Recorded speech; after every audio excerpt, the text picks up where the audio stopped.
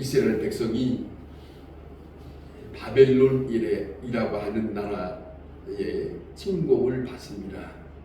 그래서 많은 사람이 포로로 잡혀갑니다.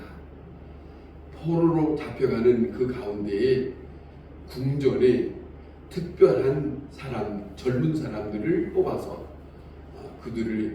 그들에게 가르치고 또 그들을 그 나라에 쓰임받는 사람으로 행하기 위해서 궁전에 좋은 대접을 해 주었습니다.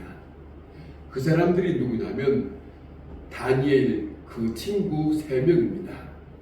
그 사람들이 그곳에서 대접을 받았지만은 그곳에서 궁전의 좋은 대접보다 자기네들에게는 채소를 줬지요. 그리고 그 궁전에서 먹는 음식을 거절하고 자기의 뜻을 전하고 살았다고 하는 고백을 합니다. 그렇게 지내는 동안에 그 나라의 왕된 느부갓네살 왕이 어느 날 꿈을 꾸었다 합니다. 그런데 이 꿈을 꾸었는데 이 꿈을 꾼 얘기를 밝히고 그 꿈에 대한 해석을 하라고 합니다. 그래서 박수, 점쟁이 그리고 모든 그것을 해결할 수 있는 사람들을 다 불러들여서 말합니다마는 저들은 그 일을 행하지를 못했습니다. 쩔쩔매고 있습니다. 그러는 가운데 다니엘이라고 하는 사람이 추천을 받아서 다니엘이 그 왕 앞에서 이제는 꿈에 대한 해석을 해 주었습니다. 그 꿈에 대한 해석, 당신은 이러이러한 꿈을 꿨습니다. 그런데 이러한 꿈은 당신에게서부터 앞으로 되어지는 모든 역사에 대한 꿈입니다. 그 해석을 쭉 해주었습니다. 그 꿈의 얘기를 듣고 난 다음에 이 느부갓네살 왕이 다니엘에게 엎드려서 그에게 놀라운 말을 합니다.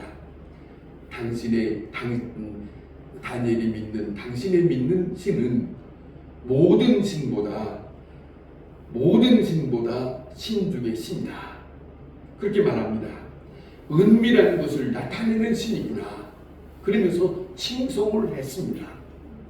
이런 정도 됐으면 다니엘이 믿는 그 신을 생각했으면 이제는 평안한 시간을 보낼 것이라고 생각할 수 있지 않겠습니까? 그런데 이 다니엘이 그 꿈 얘기를 듣고 난 다음에 금 신상을 만들어라 했습니다.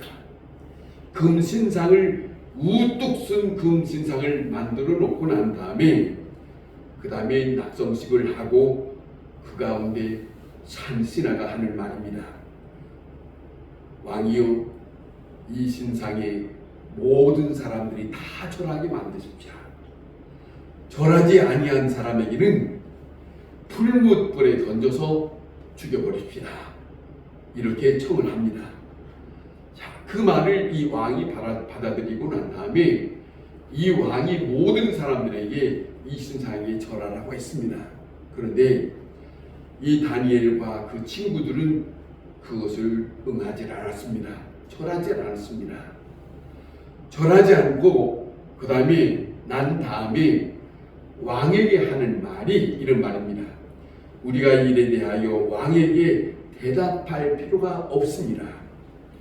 우리가 섬기는 여호와 하나님께서 계시니 그 어떤 일이 있다 할지라도 그 하나님께서는 우리를 거기서 건져내실 것입니다. 라고 합니다. 당당하게 말합니다. 당당하게 말하는데 이 느부갓네살 왕이 그 말을 들으면서도 받아들이지 않고 오히려 분을 냈습니다. 분을 내고 난 다음에 오히려 그 옆에 있는 신하들에게 하는 말입니다. 저 불을, 지금 있는 풀무불을 7배를 더하라. 7배를 더하고 이들을 그 풀무불에 던져 넣어라 그랬습니다. 그런 일을 행하실 때에 그리고 난 다음에 이 다니엘과 그 친구들이 그 무섭게 뜨거운 그 풀무불에 던져져 있지만은 가만히 그 왕이 그곳을 바라보니까 그 뜨거운 불 속에 네 사람이 거닐고 다니는 거예요. 그늘도 끄슬리지도 않고 타지도 않고 네 사람이 거니는 걸 보고 깜짝 놀랍니다.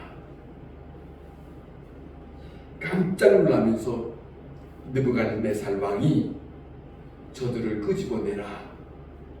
끄집어냈더니 옷에 탄 것도 없고 머리가 그슬린 것도 없고 온전한 사람으로 그냥 있는 걸 봤습니다. 그리고 난 다음에 이 느부갓네살 왕이 하는 말입니다. 사람을 구원할 신이 다른 신이 없다. 이렇게까지 말합니다. 이런 일을 겪었습니다. 자, 보세요. 우리가 사는 날 동안 내가 원든 원치 않든 어려운 환경을 당할 때가 많습니다. 이렇게 어려운 환경에 어떻게 된 일인가? 어떻게 하는 말입니까? 난처한 입장에서 많은 사람들은 환경을 탓합니다. 많은 사람들은 사람을 원망합니다. 많은 사람은 자기의 절망적인 입장에 처할 때가 많습니다. 오늘 이 본문에 276명이 로마를 가기 위해서 배를 탔다고 합니다만은 상상해 보면 2000년 전에 276명을 태울 수 있는 그만큼 큰 배가 있었을까?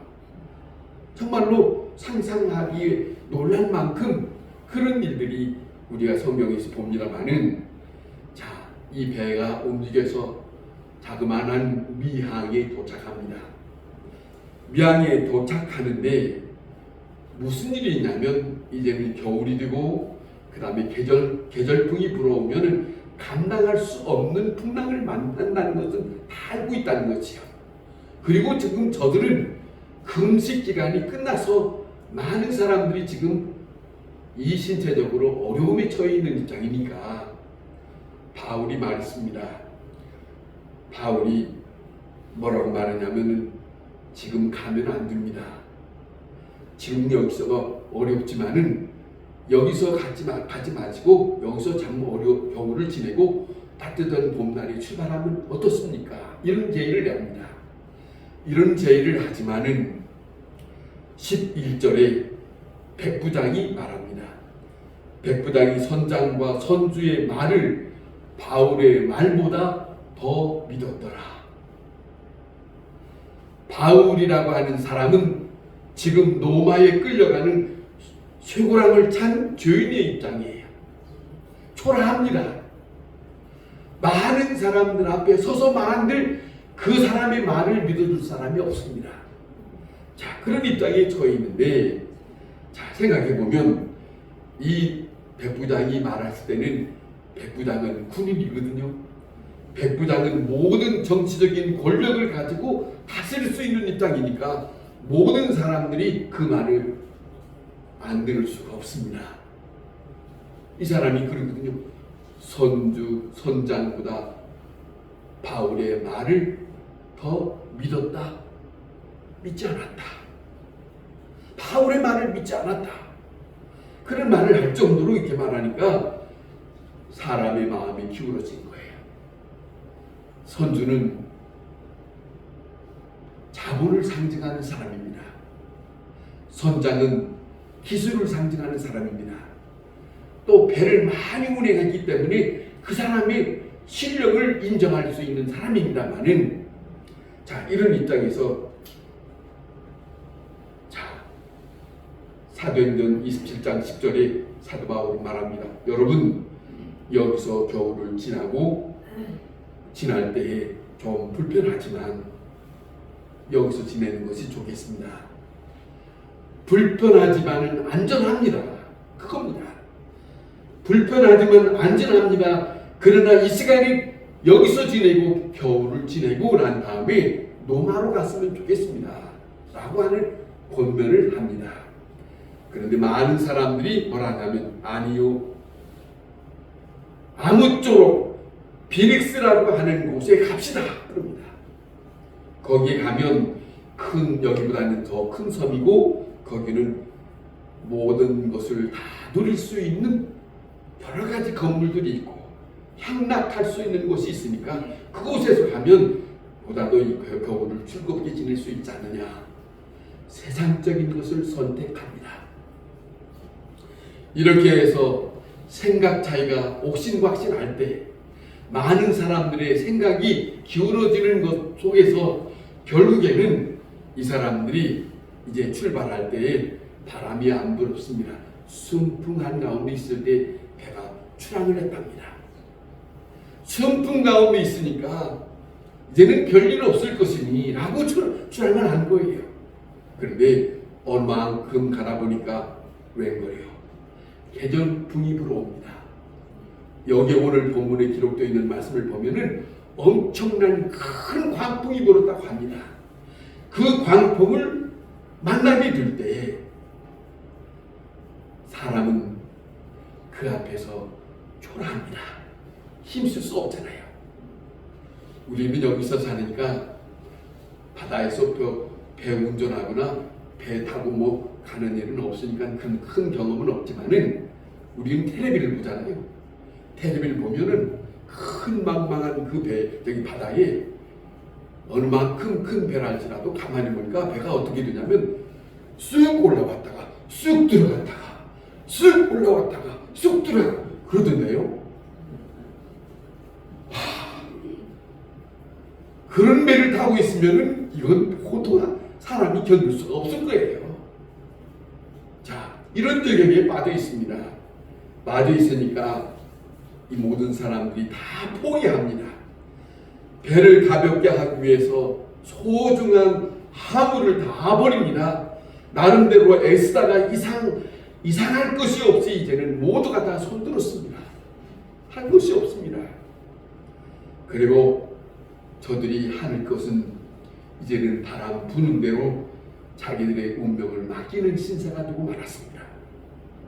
비참한 것이죠. 27절에 이렇게 표현합니다. 열 나흘 동안 해와 별을 보지 못하고 이 배는 표류하였다.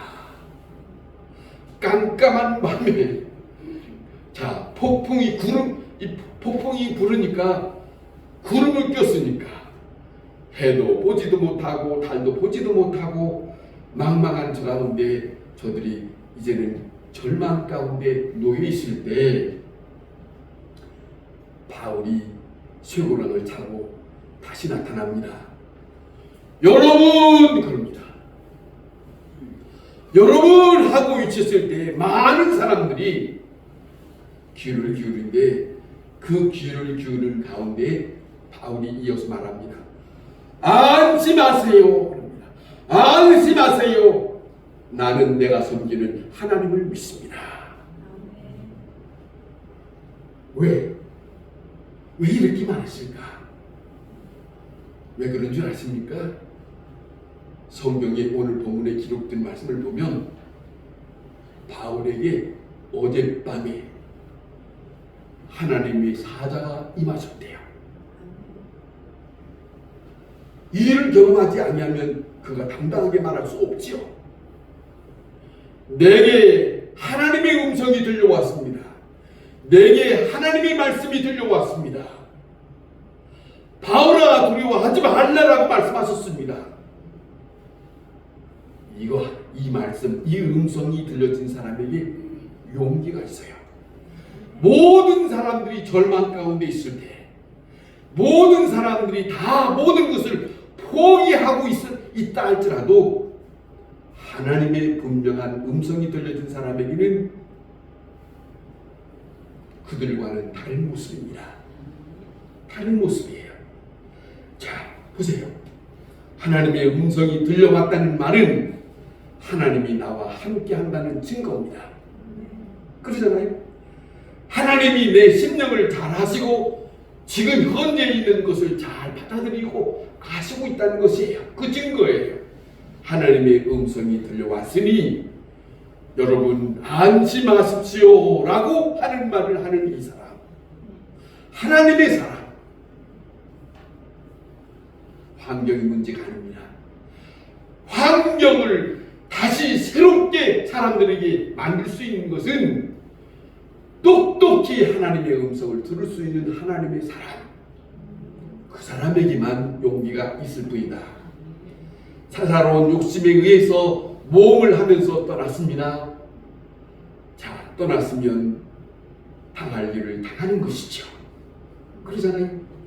하나님의 뜻을 떠났으면 받아야 할 것은 분명히 받는 일이 당연한 일이지요. 그러잖아요.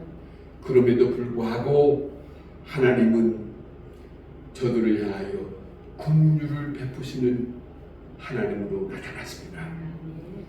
내가 너희와 함께 하겠다. 잘못된 곳을 갈 것을 용서하십니다. 자, 보세요.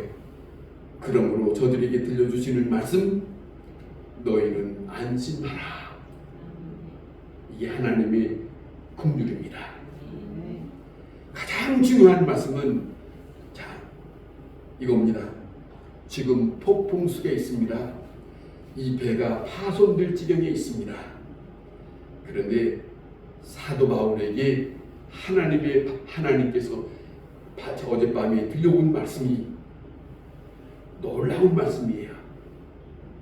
잘 들어보세요. 지금 풍랑이 일어서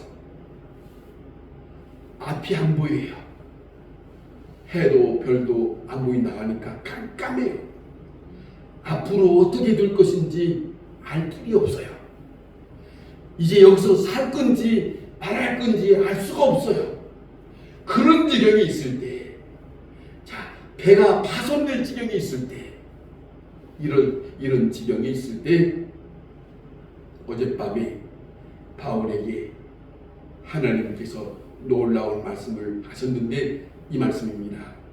바울아, 내가 가이사 앞에 설 것이다. 이 말씀이 뭘 들려줍니까? 보세요. 지금 파산지경에 있는데 바울에게 하시는 말씀입니다. 너는 가이사 앞에 설 것이다.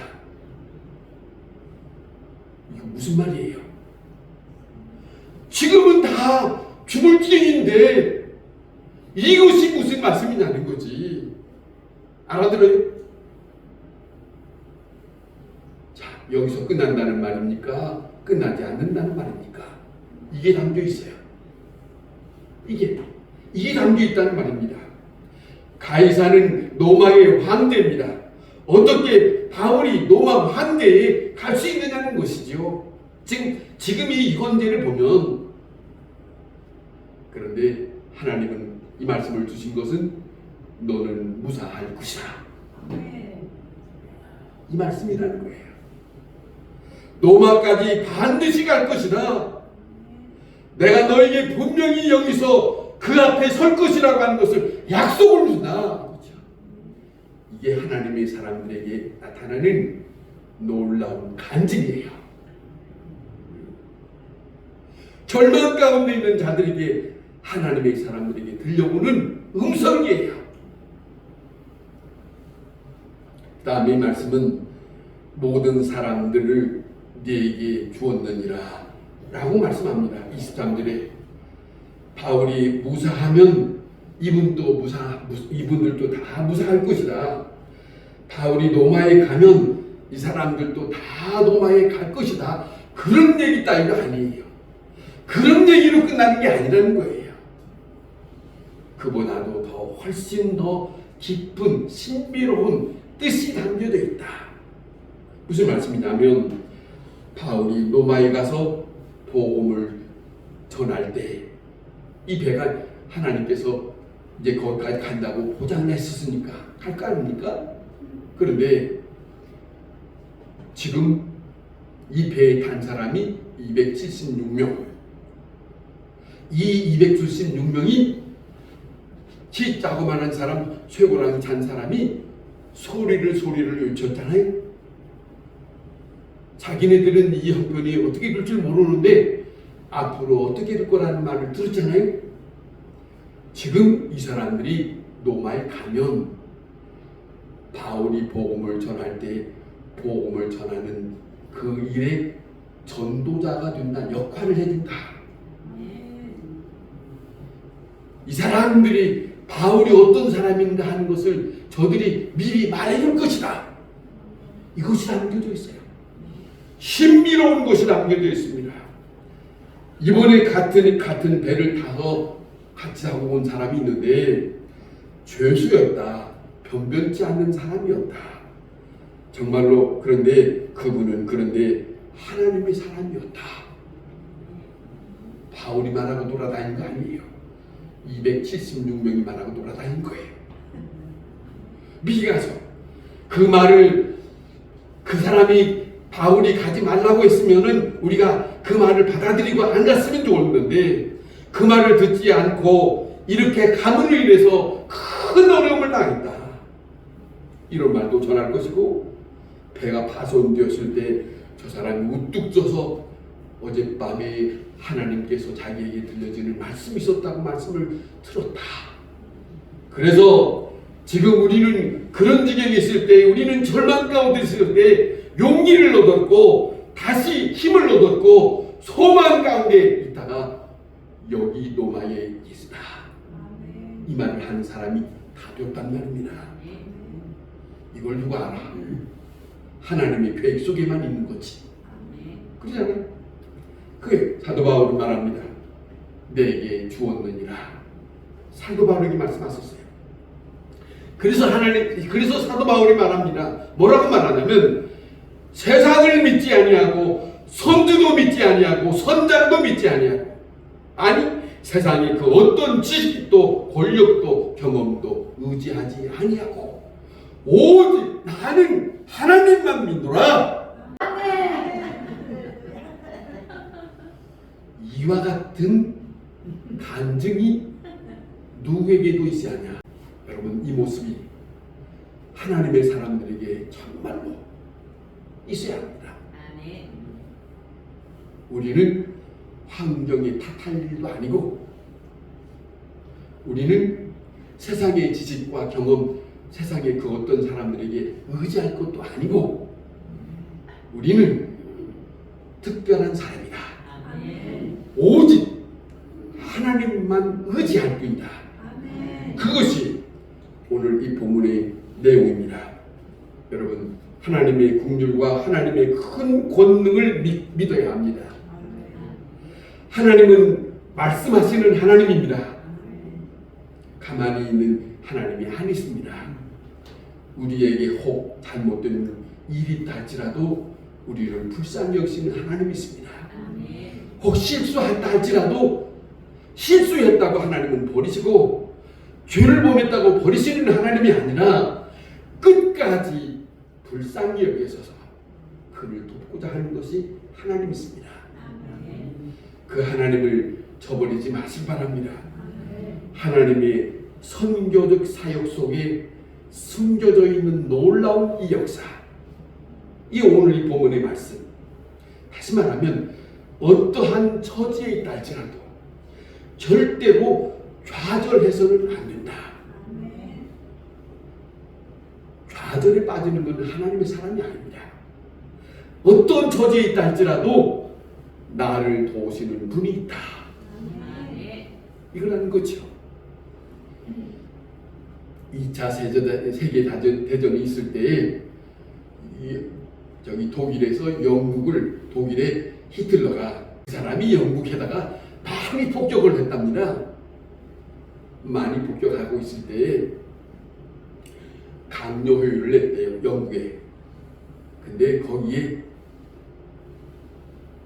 누가 있었냐면 처칠이라고 하는 수상이 있었어요. 그런데 그 옆에 있는 어떤 장관이 하는 말입니다. 장관이, 수상님, 하나님이 살아계시다면 교황은 우리 편이 됐으면 좋겠습니다. 그랬대요. 그랬더니 이 처칠이 듣고 웃어가면서, 이 사람아, 하나님이 생각해도 처칠이겠는가 히틀러겠는가? 절대로 히틀러가 아니라 하나님은 내 편이네. 그랬다는 거 아닙니까?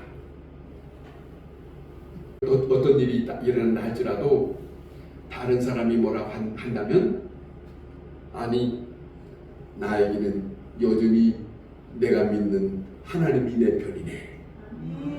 이 말 할 수 있어야 돼. 지금이 어려워도 그 하나님은 여전히 나를 바라보고 계시네. 지금 형편이 어려워도 그 하나님은 나를 향하여 바라보고 계시네. 그 믿음 말입니다. 바울은 고백합니다. 잘 들어보세요. 어젯밤에 내게 말씀하신 이가 내게 약속한 말씀이 있네. 그런 거로 나는 하나님을 믿노라. 기도하겠습니다.